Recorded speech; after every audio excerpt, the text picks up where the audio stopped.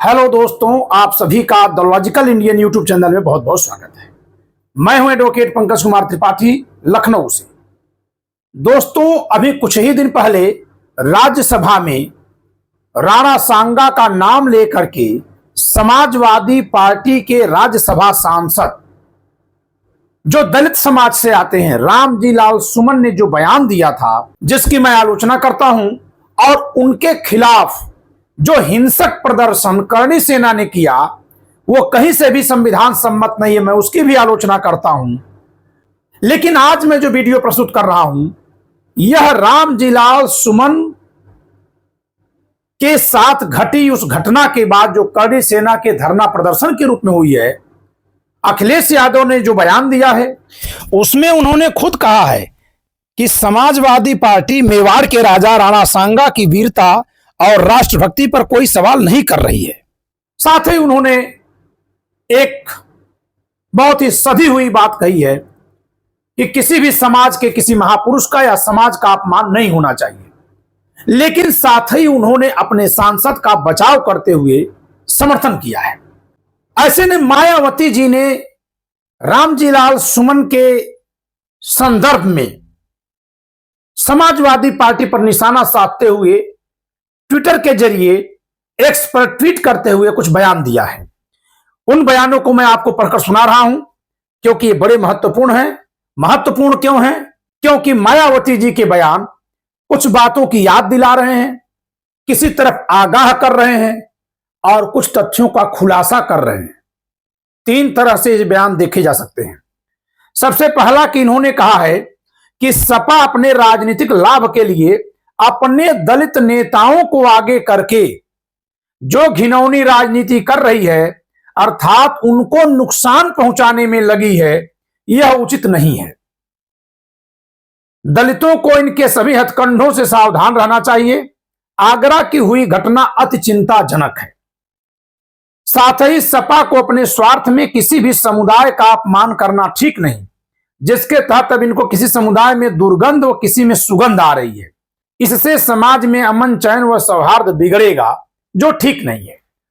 इसके जरिए मायावती जी ने सबसे पहले तो यह कहा है कि समाजवादी पार्टी के दलित समाज से आने वाले राज्यसभा सांसद ने ही एक बयान क्यों दिया, यह किसी अन्य समाज के सांसद से बयान क्यों नहीं दिलवाया गया।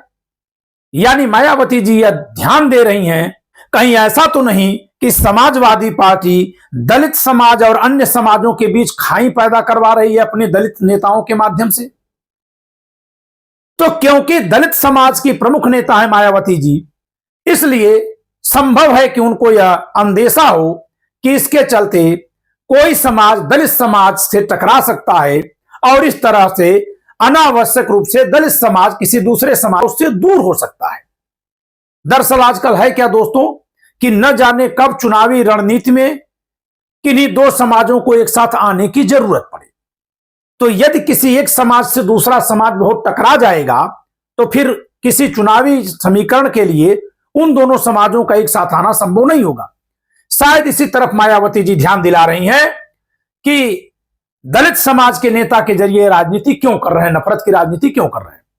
दूसरा, उन्होंने यह भी कहा कि किसी भी समाज का अपमान ठीक नहीं है।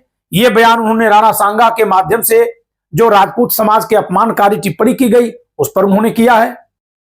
अब लेकिन दोस्तों, दूसरा बयान जो मायावती जी का है वो ज्यादा गौर करने वाला है। इन्होंने सपा को गेस्ट हाउस कांड की याद दिलाई है। दोस्तों, जब 1995 में जिस समय कांसीराम के सहयोग से मुलायम सिंह जी उत्तर प्रदेश के मुख्यमंत्री बने हुए थे और बसपा ने समर्थन वापस लेने की बात कर दी थी, तब मायावती जी के खिलाफ गेस्ट हाउस कांड किया गया था। उनके कपड़े फाड़ने की कोशिश की गई थी। अब अंदर खाने में क्या हुआ था वो सब चीजें पब्लिक में नहीं है, लेकिन यह माना जाता है कि एक महिला के नाते और एक दलित महिला होने के नाते उनके साथ सरेआम राजभवन के बगल में जो गेस्ट हाउस है, और सोचिए कि उस पार्टी के कद्दावर नेता जिसके समर्थन से उस समय सरकार चल रही थी और जिनके हट जाने के बाद सरकार बचने की कोई गुंजाइश थी ही नहीं, उनके समर्थन वापस लेने की बात करते ही सरकार के इशारे पर सरकार में बैठे लोग, उस समय मुलायम सिंह जी सरकार में थे, गेस्ट हाउस कांड को अंजाम दिए थे, जहां गेस्ट हाउस में बैठी मायावती जी के साथ न केवल अभद्रता की गई थी, बल्कि कहा जाता है कि अगर बचाने वाले वहां नहीं पहुंचे होते तो शायद वो बचती नहीं उस दिन। तो इसी नाते मायावती जी ने दलित सांसद का करणी सेना द्वारा घेराव कर दिए जाने को जो दलित बनाम अन्य करके पेश कर रही है समाजवादी पार्टी, दलित सांसद का अपमान हुआ, दलित सांसद का घर तोड़ा गया, इस पर मायावती जी ने यह सवाल किया है कि गेस्ट हाउस कांड किसके खिलाफ हुआ था। अगर गेस्ट हाउस कांड उस दिन सफल हो जाता तो दलित राजनीति वहीं बंद हो गई होती।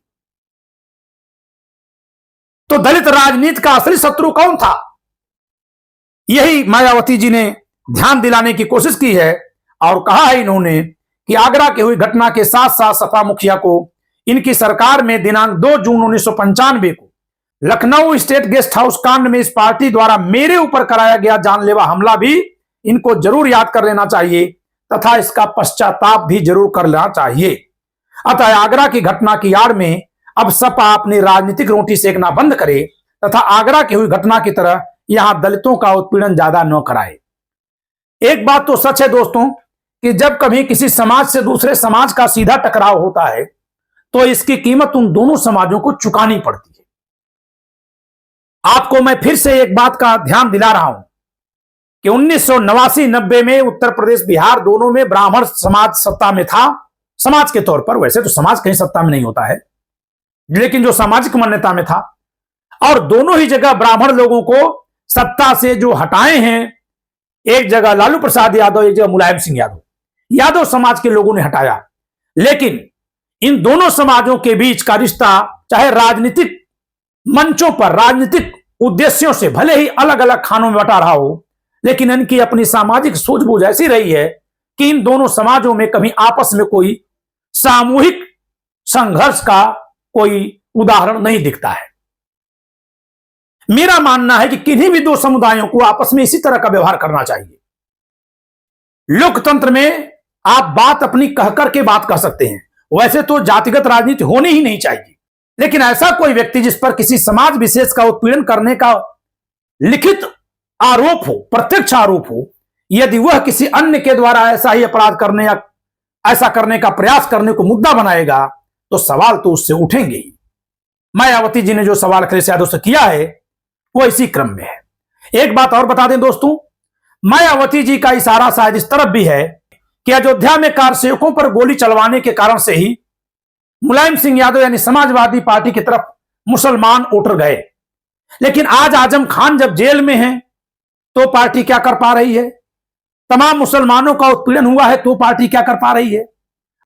और एक बात और बता दूं कि अगर जातिगत समीकरणों को देखेंगे तो जहां कहीं समाजवादी पार्टी या आरजेडी नहीं होती है, जहां कहीं समाजवादी पार्टी या आरजेडी नहीं है और मुकाबला कांग्रेस बनाम भाजपा है, वहां यादव समाज भाजपा को वोट देता है। आप इसका परिणाम देख सकते हैं कि उत्तर प्रदेश में जहां 62 में से 37 लोकसभा सीटें अखिलेश यादव यानी समाजवादी पार्टी गठबंधन के काम से जीत सकी, वहीं उसी गठबंधन से जब कांग्रेस 17 सीटें लड़ी, वहां 6 सीटें जीत पाई। आप हरियाणा में यादव समाज को देखिए, मध्य प्रदेश में यादव समाज को देखिए, गुजरात में यादव समाज को देखिए, राजस्थान में यादव समाज को देखिए, कि चाहे महाराष्ट्र के यादव समाज को देखिए, तो आपको यह बात समझ में आ जाएगी कि वहां का यादव समाज कांग्रेस को नहीं भाजपा को वोट देता है। मायावती जी शायद समूह के तौर पर इस तरह की चीजों को समझ चुकी होंगी और तभी अपने दलित समाज को आगाह कर रही हैं। अन्यथा क्षत्रिय विरोधी होने के कारण से जिस समाजवादी पार्टी ने फूलन देवी को जेल से निकाल करके टिकट दिया था, उसी समय उसी समाजवादी पार्टी ने राजा भैया को और ब्रजभूषण शरण सिंह को भी टिकट दिया था। तब मोबाइल नहीं था, तब अखबार में बातें इतनी नहीं आती थी। तो एक तरफ मल्लाह समाज के लोग जहां फूले नहीं समा रहे थे कि उनके समाज की एक जेल में बैठी महिला को बाहर निकाल करके संसद भेज रहे हैं मुलायम सिंह यादव जी, और इस नाते वो उस समाज को आगे बढ़ा रहे हैं, शायद उनको पता ही नहीं था कि उसी समय पर दूसरे समाज के बाहुबलियों को भी वो टिकट दे रहे थे। दरअसल ये सब कुछ राजनीतिक कारण से हो रहा था। मायावती जी इन्हीं सब चीजों को ध्यान में रखते हुए इशारा कर रही हैं कि दलित समाज को कहीं मोहरा न बनाया जा रहा हो। मलाह समाज ने बहुत ही जल्दी इस बात को समझा, तो साक्षी महाराज जैसे कुछ नेता और अन्य कई नेताओं ने भाजपा की तरफ से राजनीति करनी शुरू कर दी और सपा का विरोध करना शुरू किया। तो संजय निषाद ने तो अलग से निषाद पार्टी ही बना ली और आज की स्थिति यह है, निषाद समाज आज अपनी पार्टी के साथ है। कल को उस पार्टी का समाजवादी पार्टी से गठबंधन होगा तो शायद वो उनको वोट देगा, यदि उसका भाजपा से गठबंधन होगा तो निषाद समाज वहां वोट देगा। यानी कि समाज भी अब समझने लगा है कि जातिवादी जो गोलबंदी होती है उसमें जब दो जातियां लड़ती हैं आपस में और तीसरा एक की तरफ खड़ा होता है तो वह ऐसी स्थिति में होता है कि कभी इसके तरफ भी हो सकता है, कभी इसके तरफ भी हो सकता है, लेकिन जो दो लोग लड़ रहे होते हैं उनके बीच जो खाई खिंच जाती है, उन दोनों में आपस में एकता करा पाना बहुत मुश्किल हो जाता है और बाद में इसकी कीमत उन दोनों को ही चुकानी पड़ती है। तो समाज की, बहुजन समाज की, दलित समाज की प्रमुख नेता होने के नाते मायावती जी ने जो इशारा किया है, मुझे लगा कि इसका दृष्टांतों के साथ विवेचन प्रस्तुत करना चाहिए। मैंने उन्हीं के बयानों को व्याख्यायित करके आपके सामने प्रस्तुत किया है। उम्मीद करता हूं कि इस वीडियो से आपको बहुत कुछ ऐसा सोचने, समझने, जानने को मिलेगा जो आपके लिए उपयोगी होगा। और एक विनम्र निवेदन है कि सभी महापुरुष सबके महापुरुष हैं। हम महापुरुषों को जाति धर्म में न बांटें। हर एक महापुरुष की अपनी एक विशेषता है। राणा सांगा हो सकता है किसी जाति विशेष के हों, लेकिन शेष सारी दुनिया के लिए इस बात के लिए प्रेरणा पुरुष हैं वो कि इस तरह से घायल हो जाने के बाद भी व्यक्ति अपनी मिट्टी के लिए लड़ रहा था। आप उनका यह कहकर तिरस्कार नहीं कर सकते क्योंकि वो आपकी जात के नहीं थे। यदि ऐसा हो जाएगा तो डॉक्टर भीमराव अंबेडकर तो बहुत समाज के लिए फिर आदर्श ही नहीं होंगे, फिर महात्मा गांधी बहुत सारे समाज के लिए आदर्श नहीं होंगे, फिर ज्योतिबा फुले बहुत सारे समाज के लिए आदर्श नहीं होंगे। ऐसे आदर्श नहीं चुने जाते हैं। आदर्श उस व्यक्ति के कार्य के आधार पर होता है, जाति उसकी बाद में देखी जानी चाहिए। तो मेरा सुझाव यही है कि सब लोग मिलकर रहिए, एकता बनाकर रहिए और गुण के आधार पर व्यक्ति का मूल्यांकन करिए, उसका समर्थन या विरोध करिए। जाति और धर्म को आधार मत बनाइए। इस वीडियो में इतना ही। वीडियो पसंद आए तो लाइक करिएगा, शेयर करिएगा, चैनल सब्सक्राइब न क्यों सब्सक्राइब करिएगा। जय संविधान।